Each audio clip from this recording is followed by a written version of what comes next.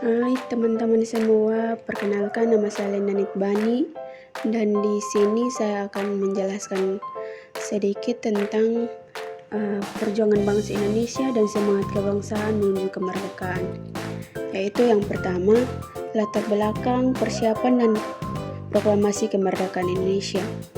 Latar belakang persiapan dan proklamasi kemerdekaan Indonesia tidak terlepas dari politik dan sosial yang terjadi di Indonesia pada masa penjajahan Jepang. Jepang masuk ke Indonesia pada tahun 1942 setelah berhasil mengalahkan Belanda dalam pertempuran Jawa. Jepang menguasai Indonesia selama 3,5 tahun, yaitu dari Maret 1942 hingga Agustus 1945.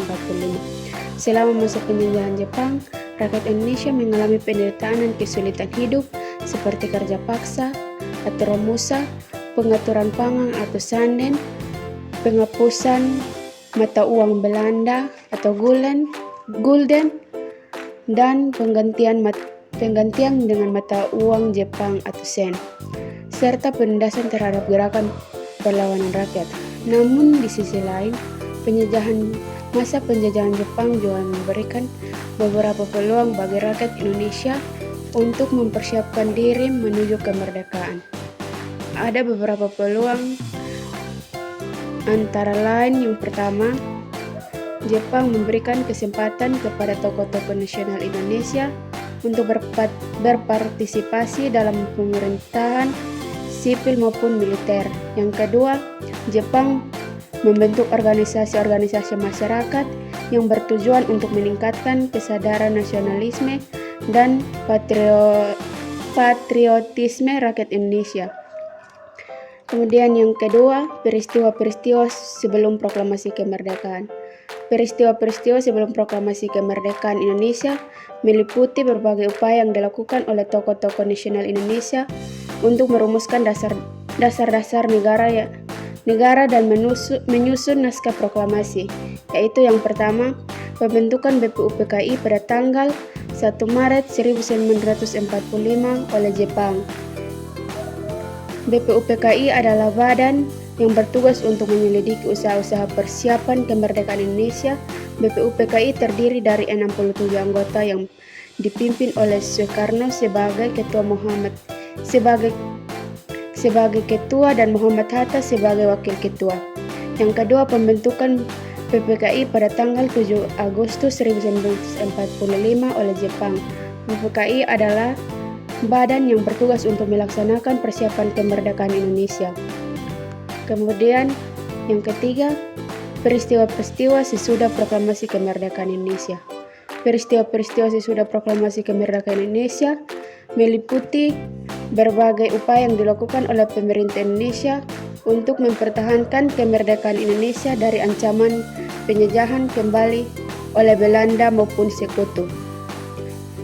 Yang pertama, pengibaran bendera merah putih pada tanggal 17 Agustus 1945. Pengibaran bendera merah putih adalah upacara pengibaran bendera nasional yang pertama kali dilakukan oleh proklamasi kemerdekaan Indonesia. Bendera merah putih dikibarkan adalah bendera yang dibuat oleh Fatmawati, istri Soekarno, dengan menjahit 2 potong kain merah dan putih. Bendera ini kemudian dikenal sebagai Sang Saka Merah Putih. Upacara ini dipimpin oleh Soekarno sebagai presiden yang dihadiri oleh Hatta sebagai wakil presiden. Yang kedua, pembacaan teks proklamasi pada tanggal 17 Agustus 1945. Pembacaan teks proklamasi adalah upacara pembacaan teks proklamasi kemerdekaan Indonesia yang dilakukan oleh Soekarno sebagai presiden di depan rakyat Indonesia. Kemudian yang keempat, dampak dan makna proklamasi Indonesia. Proklamasi kemerdekaan Indonesia pada tanggal 17 Agustus 1945 merupakan peristiwa yang sangat bersejarah dan berdampak bagi Indonesia. Proklamasi kemerdekaan Indonesia memiliki beberapa dampak dan makna, antara lain yang pertama, Proklamasi Kemerdekaan Indonesia menandai berakhirnya penjajahan asing di Indonesia yang telah berlangsung selama lebih dari setengah abad. Yang kedua, Proklamasi Kemerdekaan Indonesia menunjukkan bahwa bangsa Indonesia memiliki semangat juang yang tinggi untuk merebut hak hidup mereka sebagai bangsa.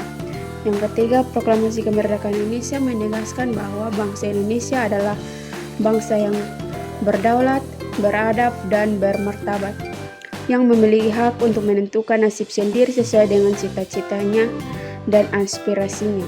Proklamasi Kemerdekaan Indonesia menjadi dasar bagi pembentukan negara Republik Indonesia yang kemudian dikembang menjadi negara kesatuan yang berdasarkan Pancasila dan Undang-Undang Dasar 1945.